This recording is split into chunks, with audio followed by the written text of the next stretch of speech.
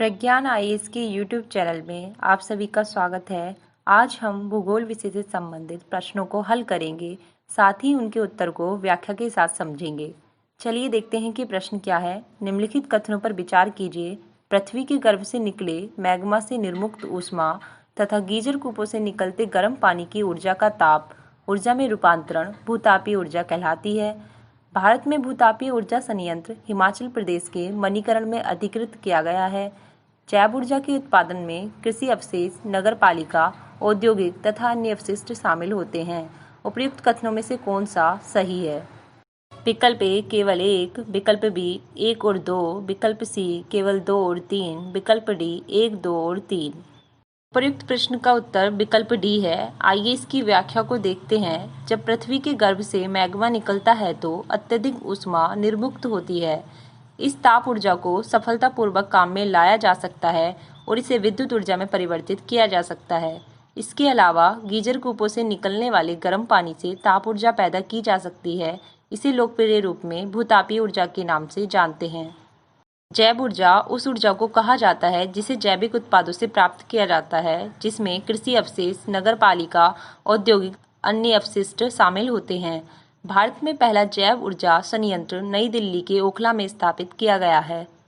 आइए अब अगले प्रश्न को देखते हैं। नाभिकीय ऊर्जा के संदर्भ में निम्नलिखित कथनों पर विचार कीजिए। पहला, यूरेनियम थोरियम नाभिकीय ऊर्जा के उत्पादन में प्रयुक्त होने वाले खनिज हैं। दूसरा, यूरेनियम निक्षेप धारवाड़ सैलों में नहीं पाए जाते हैं। तीसरा, थोरियम मुख्यतः केरल के तटीय क्षेत्र की पुलिन बीच के बालू में मोनोजाइट एवं इल्मेनाइट से प्राप्त किया जाता है। विश्व के सर्वाधिक समृद्ध मोनोजाइट तमिलनाडु, उड़ीसा तथा आंध्र प्रदेश क्षेत्रों में पाए जाते हैं। उपर्युक्त कथनों में से कौन से सही नहीं है? विकल्प ए केवल 1 और 2, विकल्प बी केवल 2 और 4, विकल्प सी केवल 2, 3 और 4, विकल्प डी 1, 2, 3 और 4। उपर्युक्त प्रश्न का उत्तर विकल्प बी है। आइए इसकी व्याख्या को देखते हैं। हाल के वर्षों में नाभिकीय ऊर्जा एक व्यवहार्य स्रोत के रूप में उभरा है। नाभिकीय ऊर्जा के उत्पादन में प्रयोग होने वाले महत्वपूर्ण खनिज यूरेनियम और थोरियम हैं। यूरेनियम निक्षेप धारवाड़ सैलों में पाए जाते हैं। भौगोलिक रूप से यूरेनियम अयस्क, सिंहभूम, तांबा पट्टी के साथ अनेक स्थानों पर मिलते हैं। यूरेनियम राजस्थान के उदयपुर, अलवर, झुंझुनू जिले तथा हिमाचल प्रदेश के कुल्लू जिले में भी पाया जाता है। थोरियम मुख्यतः केरल के तटीय क्षेत्र की पुलिन बीच की बालू में मोनोजाइट एवं इल्मेनाइट से प्राप्त किया जाता है। विश्व के सबसे प्रसिद्ध मोनोजाइट निक्षेप केरल के पालाक्कड़ तथा कोलाम जिलों, आंध्र प्रदेश के विशाखापत्तनम तथा ओडिशा में महानदी के डेल्टा में पाए जाते हैं। अतः कथन 4 सही नहीं है। चलिए अब अगले प्रश्न को देखते हैं। पेट्रोलियम के संदर्भ में निम्नलिखित कथनों पर विचार कीजिए। पहला, कच्चा पेट्रोलियम द्रव और गैसीय अवस्था के हाइड्रोकार्बन से मुक्त होता है। दूसरा, अपरिष्कृत पेट्रोलियम टर्शियरी युग की अवसादी सैलों में पाया जाता है। तीसरा, 1956 तक भारत के असम राज्य में डिगबोई एकमात्र तेल उत्पादक क्षेत्र था। चौथा, डिगबोई तेल शोधन कारखाना क्षेत्र आधारित तथा बैरोनी बाजार आधारित तेल शोधन कारखाना है। उपर्युक्त कथनों में से कौन से सही हैं? विकल्प ए केवल 1, 2 और 3, विकल्प बी केवल 2, 3 और 4, विकल्प सी केवल 1 और 3, विकल्प डी केवल 2 और 4। उपर्युक्त प्रश्न का उत्तर विकल्प बी है। आइए इसकी व्याख्या को देखते हैं। कच्चा पेट्रोलियम द्रव और गैसीय अवस्था के हाइड्रोकार्बन से युक्त होता है तथा इसकी रासायनिक संरचना, रंगों और विशिष्ट घनत्व में भिन्नता पाई जाती है। अतः कथन 1 सही नहीं है। भारत में 1950 तक असम राज्य में डिगबोई एकमात्र तेल उत्पादक क्षेत्र था।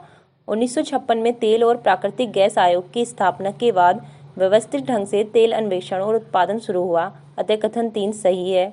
कूपों से निकाला गया तेल अपरिष्कृत तथा अनेक अशुद्धियों से परिपूर्ण होता है। इसे सीधे प्रयोग में नहीं लाया जा सकता। इसे शोधित किए जाने की आवश्यकता होती है। भारत में 2 प्रकार के तेल शोधन कारखाने हैं। पहला क्षेत्र आधारित, दूसरा बाजार आधारित। डिगबोई तेल शोधन कारखाना क्षेत्र आधारित तथा बरौनी बाजार आधारित तेल शोधन कारखाने के उदाहरण हैं। अतः कथन 4 सही है। चलिए अब अगले प्रश्न को देखते हैं। भारत के विभिन्न खनिज प्रदेशों के संदर्भ में निम्नलिखित कथनों पर विचार कीजिए। पहला, उत्तर पश्चिमी प्रदेश के खनिज धारवाड़ क्रम की सैलों से समृद्ध है। उत्तर पूर्वी पठारी प्रदेशों के खनिज निक्षेप दक्षिण पश्चिमी पठार प्रदेश की भांति विविधतापूर्ण नहीं है। तीसरा, हिमालय क्षेत्र भी खनिज पट्टी है जिसमें तांबा, सीसा, जिस्ता, कोबाल्ट तथा रंगरत्न पाए जाते हैं। उपयुक्त कथनों में से कौन सा या कौन से सही नहीं है? विकल्प ए केवल 1, विकल्प बी केवल 2, विकल्प सी केवल 2 और 3, विकल्प डी 1, 2 और 3। उपयुक्त प्रश्न का उत्तर विकल्प बी है। आइए इसकी व्याख्या को देखते हैं। भारत में खनिज मुख्यतः 3 विस्तृत पट्टियों में सांद्रित हैं। कुछ खनिज एकाकी खंडों में भी पाए जाते हैं। ये पट्टियां इस तरह हैं। पहली, उत्तर पूर्वी पठारी प्रदेश, दूसरी दक्षिण पश्चिमी पठार प्रदेश, तीसरी उत्तर पश्चिमी प्रदेश। भारत में सभी खनिज पट्टी प्रदेशों में उत्तर पूर्वी पठारी प्रदेश में खनिजों की सर्वाधिक विविधता है। इस क्षेत्र में लौह अयस्क, कोयला, मैग्नीज, बॉक्साइट व अभ्रक आदि पाए जाते हैं, जबकि दक्षिण पश्चिमी पठार प्रदेश खनिज पट्टी में लौह अयस्क, बॉक्साइट, मैग्नीज तथा चूना पत्थर आदि पाए जाते हैं। दक्षिण पश्चिमी पठार प्रदेश में कोयले की केवल निवेली लिग्नाइट निक्षेप ही पाया जाता है, अतः कथन 2 सही नहीं है। हिमालय पट्टी एक खनिज पट्टी है जहां तांबा, सीसा, जस्ता, कोबाल्ट तथा रंगरत्न पाया जाता है। ये पूर्वी पश्चिमी दोनों भागों में पाए जाते हैं। चलिए अब अगले प्रश्न को देखते हैं। पहला, भारत में हेमेटाइट तथा मैग्नेटाइट प्रकार के लौह अयस्क पाए जाते हैं। दूसरा, गुरु महिसानी, सुलायपत, बादाम पहाड़ तथा वोनोई खदानें उड़ीसा के सुंदरगढ़, मयूरभंज एवं झार स्थित पहाड़ी श्रृंखलाओं में से एक है। तीसरा, झारखंड में अधिकतर लौह एवं इस्पात संयंत्र पहाड़ी श्रृंखलाओं के आसपास ही स्थित है। निम्नलिखित कथनों पर विचार कीजिए तथा बताइए कि उपयुक्त में से कौन सा कथन सही है।